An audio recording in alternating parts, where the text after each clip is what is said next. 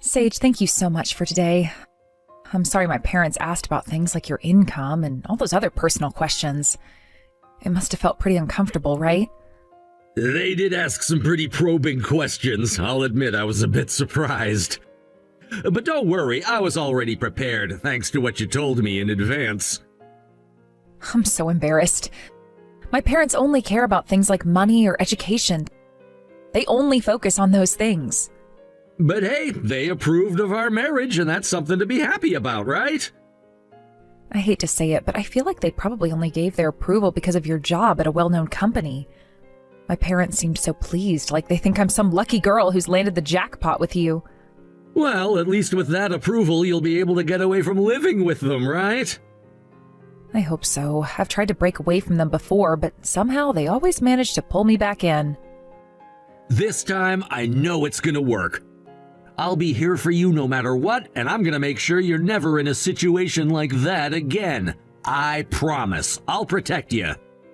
But I worry. Once I tell them I won't be sending any money to them after we get married, I'm sure they'll be furious. They'll probably say terrible things to you, and they might even contact your family to complain. It could get really messy. My parents are pretty capable of handling any issues that come our way, and they've already told me they'll support us. You've given so much of your hard-earned money and so much of your life to your family. It's time for you to have the freedom you deserve. You should never feel guilty about that. Thank you. Really. I think if I hadn't met you, I would have been used by them for the rest of my life. I was just a tool for earning money to them, while my little sister was always the real child in their eyes. They never made me feel like I mattered as much. Well, from now on, I'm gonna make you happy and help you feel like you're truly appreciated. I want you to just leave everything to me. Thank you. I want to do what I can to help you too, and I'll work on becoming stronger so I can support us both. I think you're already strong enough as you are. I find that about you to be so admirable and attractive. Anyway, we've gotten through introducing me to your family and your parents' questioning. So let's take a moment to just feel relieved about that. You're right, and next week we'll go looking for a place to live together. There are so many exciting things coming up for us. Oh, by the way, I already found a few possible places for us to consider. You've already been looking? I can't help it. I'm really looking forward to it. I'll message you the ones I found so you can take a look. That sounds great. I'll look through the listings too and see if I can find any good options for us.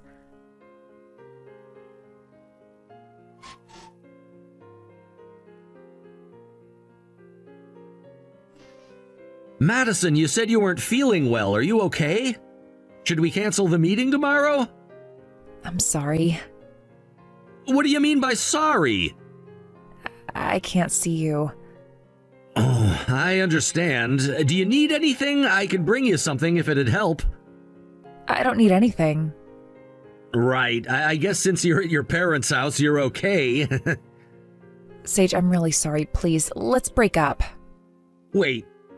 What are you talking about? I can't get married. I found out I'm sick. Sick? What kind of sickness? It's advanced cancer. They said stage 4. No way.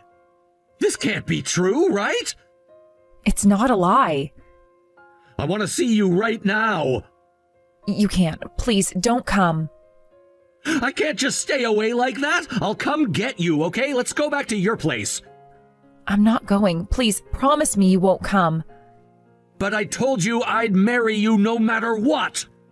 You won't be happy if you marry me. Please, respect my wishes. I know what I'm saying sounds harsh, but I'm going through this too, and it's incredibly hard for me. This is my last request. Please, forget about me as soon as you can.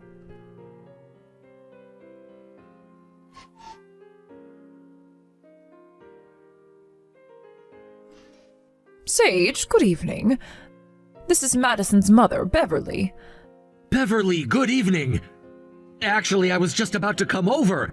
Madison hasn't been answering her messages, so I thought I'd come check on her in person. Sage, I'm really sorry for everything that's happened. No need to apologize. I don't think this is anyone's fault, really. Sometimes things just happen. But of course it's Madison's fault for getting cancer. She was finally blessed with someone like you, such a respectable fiancé. And yet she's ruined everything with this. That girl has always been so unfortunate. Like back when she was applying for college, she fell ill right at a crucial time. So she didn't make it into the school we were hoping for. She had to settle for some third-rate university in the end. I don't see how that has anything to do with the current situation. You're such a kind person, Sage. The truth is, though, we always felt it would be a shame for someone like you to marry Madison. That's not true. Madison is a wonderful person, and I honestly feel like it's more that she's too good for me. Oh, you don't have to say that. Anyway, hear me out. How would you feel about marrying Madison's younger sister, Rachel, instead? What? I know it might come as a surprise, but this sort of thing used to happen more often in the past. If the elder sister was unable to marry for some reason, the younger sister would step in. It's really not that unusual if you think about it. But I want to marry Madison! Rachel is much more accomplished than Madison. I've been teaching her since she was young to be proficient in household skills. And she now works at a prestigious company, one that, I might add, doesn't fall short of yours in any way. Madison is, well, if you compare the two of them, she's not even close to Rachel. Madison is not inferior to anyone, and certainly not her sister. Well, that's just your opinion. But realistically, Madison doesn't have much time left, does she? And besides, didn't she already tell you she wanted to break things off? Yes, but I know that's not what she truly wants. I can tell. I don't believe she really wants to end things between us.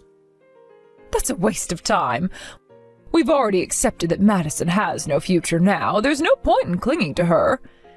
Wait, what do you mean by no future and accepted it? Exactly what I said. We've accepted that she's of no value to us anymore. Did you actually abandoned her? She just found out she has terminal cancer. How could you possibly turn your back on her now? We don't need her here anymore. Keeping her around would only inconvenience us.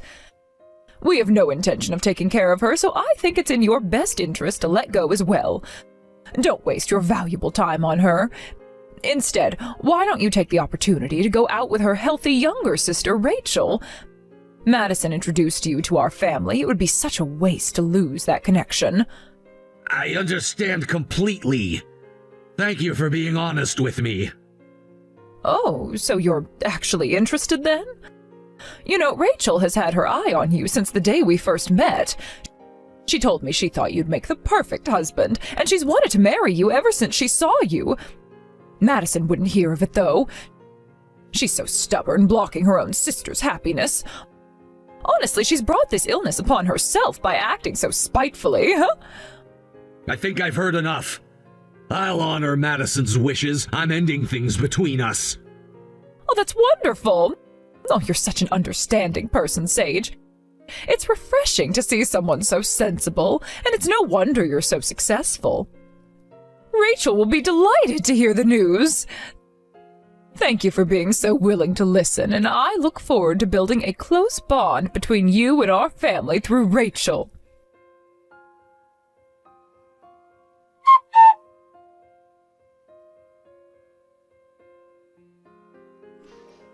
Hey, Sage, I received a message from Rachel.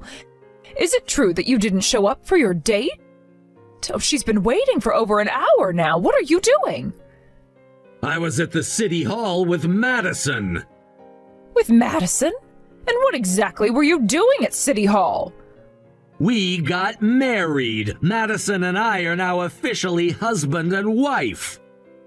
What? But you were supposed to marry Rachel, weren't you? What are you doing? You were supposed to break up with Madison, right? I didn't break up with Madison. But you said you would. You said you were going to separate from her. By separate, I meant cutting ties with your family. Don't come near either Madison or me again. What about Rachel? What does this mean for her? I don't know. In the first place, Rachel was the one who unilaterally decided on the date. I never agreed to it. It's completely ridiculous that people even think I had any intention of going. I never made any such promise. Rachel really enjoys meeting with you. She was always looking forward to seeing you. Why are you so obsessed with Madison? Why do you keep choosing Madison over Rachel? You should be with Rachel. She's the one who's always been there for you, and now she's even gotten sick because of you. Madison is extremely capable. She's one of the kindest people I've ever met. Capable? Oh, what makes you say that? Look at what she's done so far. She went to a third-rate university, and now she works at a small company that nobody's ever heard of. She can't seem to do anything right when it matters. What's so great about her? What's even appealing about her? Madison was actually on track to attend the same university you wanted her to go to. Yeah, but the entrance exam didn't go well at all because she caught a cold. She had a terrible time during the exam. That was Rachel's fault. What do you mean it was Rachel's fault? How could she be so responsible for that? Before the exam, Rachel poured water all over Madison, and when Madison was sleeping, Rachel opened the bedroom window all the way. She locked the door to the balcony to keep Madison from going outside. Because of that, Madison caught a cold just before her exam. Rachel would never do something like that. That sounds like something Madison would make up just to gain sympathy. She's trying to manipulate you into believing her story. If you don't believe me, that's fine, but I've heard that Rachel also caused Madison a lot of trouble while she was job hunting. Why didn't you ever say anything about this before? Why keep it all silent? Because you all always favored Rachel. I heard that whenever Madison tried to talk about it, you didn't listen to her. Besides, you were putting a lot of pressure on both Madison and Rachel to study. Madison always thought Rachel was also a victim of everything you were doing to her. We were just doing what any parent would do. We've invested so much money in making sure both of you could attend a good university, but what happened? Madison ended up going to a university for people who couldn't get into a better one. Do you know how devastating that was for me? I was so disappointed. So all this time you've been exploiting Madison? You took all her salary, all her bonuses after she started working. You've taken everything she earned, haven't you? I'm only asking for the tuition fees back. That's all. Are you seriously claiming that Madison hasn't paid enough? You took everything from her. You kept her earnings all these years, didn't you? You were only interested in her paycheck, weren't you? You have to understand that it's natural for children to support their parents. Are you serious? You're saying all this, yet you don't care about Madison in the slightest. How can you be so heartless? You don't care about her at all. She's just a child. I don't care about her at all. I don't think I've received anything close to a proper repayment for raising her. But once she's gone, maybe she'll finally be of some use to me. Maybe I'll even get some of that life insurance money. That'll give her life some meaning, I suppose. Oh, by the way, I'm changing the beneficiary of Madison's life insurance policy. What? You can't be serious. I am serious. I'm now her family, so Madison's family is no longer just you. I have a right to change that beneficiary. Don't even joke about this. This is unacceptable. I won't allow it. The one who decides is not you, but Madison herself. I need to speak to Madison. Please, let me speak to her. No! Madison says she doesn't want to talk to you, nor does she want to see you. Sage, is this what you're after? You're after Madison's insurance money, aren't you? You're just using her to get what you want. Madison is the one who wants to change the beneficiary. And Madison will be undergoing treatment soon. I still haven't given up hope that her cancer can be cured. But it's terminal cancer. She's not going to survive this. There's still a very slim chance. Some people do survive, even in situations like hers. It's rare, but it happens. Please, let me meet Madison. I'll apologize for everything I've done. Please, just let me talk with her. You abandoned her after finding out she had terminal cancer. And now you want to meet her just so you can convince her to change the beneficiary, don't you? Actually, after Madison's gone, Rachel's debts came to light. That's why we need money. We can't manage without it. That has nothing to do with Madison. She's Rachel's sister. When Madison finds out, she'll definitely help us. She'll pay for everything. I just asked her, and she said she won't give you anything. That's impossible. She's always done everything for the family. She would never turn her back on us. You're the ones who abandoned her first. What right do you have to say anything now? You don't have a say in her life anymore. Madison's life is her own, and you have no right to take it away from her. I gave birth to Madison. She's my daughter. I have the right to be involved in her life. You think that gives you the right to ruin her life? You've lost that right. Give it up. Madison and I have no more relations with you. Please give Madison back. I'll accept your marriage now, and from now on, I'll treat her properly. I'll make sure to care for her the way she deserves. It's pointless. We don't have time for this anymore. You two are the ones who are worthless. I never want to deal with selfish, ignorant people like you again.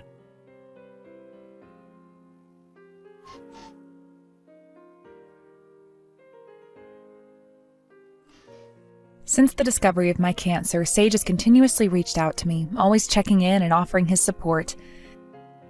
However, after being kicked out of my family, I believed there was nothing left for me to do. I found myself wandering alone, revisiting the places Sage and I had once visited together on our dates, trying to make sense of the situation.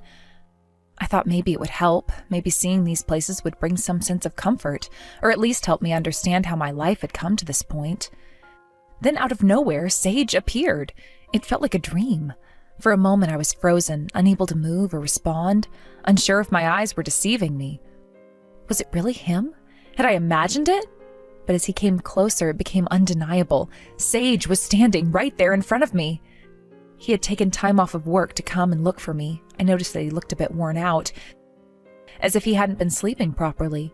His face drawn with concern. His expression conveyed so much: worry, relief, and tenderness. It was as if he had been looking for me everywhere, tirelessly, and now, at last, had found me. The emotions that surged through me were overwhelming. I had hurt someone who cared for me so deeply, and here he was, looking for me. Even after everything that had happened, I could hardly contain myself. The weight of it all hit me at once, and I began to sob uncontrollably, like a child who had lost their way. My tears flowed freely, and for a moment nothing else mattered. Sage was here, and he cared about me. I felt a mix of guilt and gratitude, and my emotions were all tangled up. When I finally managed to calm down, I found myself in Sage's arms, his comforting embrace offering me the solace I so desperately needed. We stood there for a while, both of us taking in the moment, as though neither of us could believe that we had finally found each other again after everything that had happened. He gently wiped away my tears, and in that quiet, tender moment, we began to talk about the future. Despite the uncertainty that loomed ahead, Sage spoke with such determination. "Let's do this together," he said. "No matter what happens, we will fight. I won't give up on you. I want you to live." His words resonated deep within me. The hope in his voice gave me the strength to keep going. Even though the road ahead seemed impossible, Sage's presence and his resolve were like lifelines. I nodded at his words, my heart filled with both fear and determination. I made a promise to myself and to Sage that I would face whatever came next, no matter how difficult. I had made the decision to live, to keep fighting, not just for myself, but for Sage too. I wasn't going to let him down. Soon after that, Sage and I got married. It was a small, quiet ceremony, just the two of us. But in that moment, it felt like everything had fallen into place. We didn't have much, but we had each other, and that was enough for me. I moved in with him, and we started our life together, with the understanding that the journey ahead would be full of challenges, but also filled with love and support. As for my family, I heard that after I left, they had begun scrambling to pay off Rachel's debts. My income had been a major source of support for them, and with me out of the picture, they were struggling. Now it seems they were relying on Rachel's salary to make ends meet. I can only imagine how difficult it must have been for them to adjust to living without the money they were accustomed to. The idea of lowering their standard of living after years of indulging in whatever they wanted must have been an unimaginable task. They had always lived beyond their means, and now the reality of having to scale back was hitting them hard. I'm sure it wouldn't be easy, and I suspected they would face a lot of financial difficulties in the coming months. Rachel, too, would likely suffer the same fate I had. The tension in our family would weigh heavily on her, just as it had on me. I could only imagine how much she would struggle with the pressure of dealing with both of my parents' expectations and the burden of their debts. I had been in that same position, and I knew how suffocating it could feel. But honestly, it was no longer my problem. I had made my peace with it. Whatever happened to them, however they chose to deal with their struggles, it didn't concern me anymore. I had my own battles to fight now. A few days ago, I underwent my first surgery. It was a major step, but I knew that there was still a long road ahead. The cancer had spread, and now I had to face the next phase of treatment. I had always known that this would be a difficult journey, but it felt even more real now that it was happening. The doctors had warned me that the path to recovery would be long and uncertain, but I was determined to face it head-on. The future was unclear, and there were no guarantees. But I knew one thing for sure. I wasn't going to give up, not with Sage by my side. I still had a long way to go before I could consider myself fully healed. The doctors were doing everything they could, but there was no way to predict what the future held. It felt like I was standing on the edge of a precipice, unsure of what would happen next. But despite the uncertainty, I found solace in the fact that Sage was there with me. He was my rock, my anchor in the storm. With him by my side, I knew I could face anything. My family might look at me now and see nothing but a shell of the person I used to be, someone ravaged by illness. They might even feel pity, thinking I was nothing more than a tragic figure, but I didn't feel that way, not anymore. I was alive, I was fighting, and I was happy. Sage had given me a chance to live again, and that was something no one could take away from me. I wasn't sure how much longer I had, but for as long as I could, I would continue to fight. I was determined to make the most of the time I had left, to cherish every moment with Sage, and to hold on to the love and joy that he had brought into my life. I wasn't going to let this illness define me. I wasn't going to let it take away my happiness. I would fight for Sage, for myself, and for the future we still had ahead of us. Recently, I finished my first surgery, and I'm now entering the stage of treating the cancer that has spread. It's still a long road ahead before I can even think of a complete recovery, and honestly, I have no idea what the outcome will be. The doctors have been clear that this type of cancer can be unpredictable, and the journey is likely to be filled with many obstacles. There's always the possibility of setbacks, and I have to stay strong and prepared for whatever happens. But despite the uncertainty, there is something that I know for sure. There is someone beside me who will never leave, who will always be there to support me no matter how hard things get. That person is Sage. Sage has been with me through so much already, and I can't even begin to express just how much his presence means to me. He is without a doubt the most important person in my life. I don't think I would have had the strength to face what's happening without him. When I was at my lowest, thinking about everything that was lost and that there was no way forward, he was there, offering me a hand, reminding me that I wasn't alone in this. He's been my rock, my support, my encouragement, and most importantly, he's given me a reason to keep fighting when I felt like giving up. It's strange, really. I never imagined that my life would take such a drastic turn. When I first found out about the cancer, I thought I was going to lose everything.